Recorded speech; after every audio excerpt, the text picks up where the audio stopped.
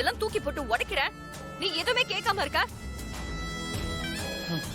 உன்னையே எப்படி வெளியே தூக்கி போடலான்னு யோசிச்சுட்டு இருக்கேன். இதுல நீ எதை தூக்கி போட்டா எனக்கு என்ன? அதானே, நான் எப்படி போனா உனக்கு என்ன? நீதான் அந்த வர்ஷினி உன் மடி மேல படுக்க வச்சு காதல் வசனம் எல்லாம் பேசிக்கிட்டு இருந்தியே. உனக்கெல்லாம் வெக்கமா இல்ல?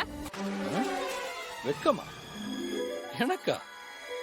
ஆக்சுவலா இதெல்லாம் நான் ஒன்ன பார்த்து கேட்க வேண்டிய கேள்வி. வர்ஷினி எனக்கு யாரு, அவ எப்படி இருக்கான்னு எல்லாம் தெரிஞ்சும் என் வாழ்க்கைக்குள்ள புகுந்து அதை கெடுத்தது நீ. நீ என்ன பார்த்து வெக்கமா இல்லையான்னு கேள்வி கேட்கறியா? நீ ரொம்ப ஓவரா போற ராகவ். நீ தாலி கட்டின பொண்டாட்டி நான் இருக்க, ஆனா நீ நிறுத்திரி. நான் என்னடி ஓவரா போறேன்? வர்ஷினி என் பொண்டாட்டி, நீ இல்ல. அவ உன் பொண்டாட்டி தான். அப்ப அவ வயித்துல வளர குழந்தை அது என்னோட குழந்தை தான். அத நான் ஏற்கனவே உன்கிட்ட சொல்லிட்டேன். உன்னோட குழந்தையா? வர்ஷினியோட வயித்துல வளருது உன்னோட குழந்தைன்னு நீ நம்புறியா? அவ எவன் கூடயோ போய் வயித்துல குழந்தைய வாங்கிட்டு அத ஓம் புல்லன்னு சொல்றா.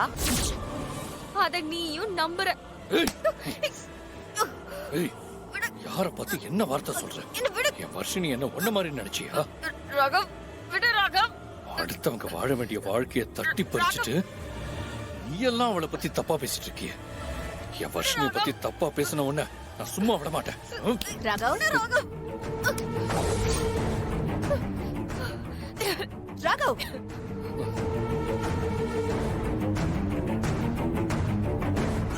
என்னடா ராகவ் இது?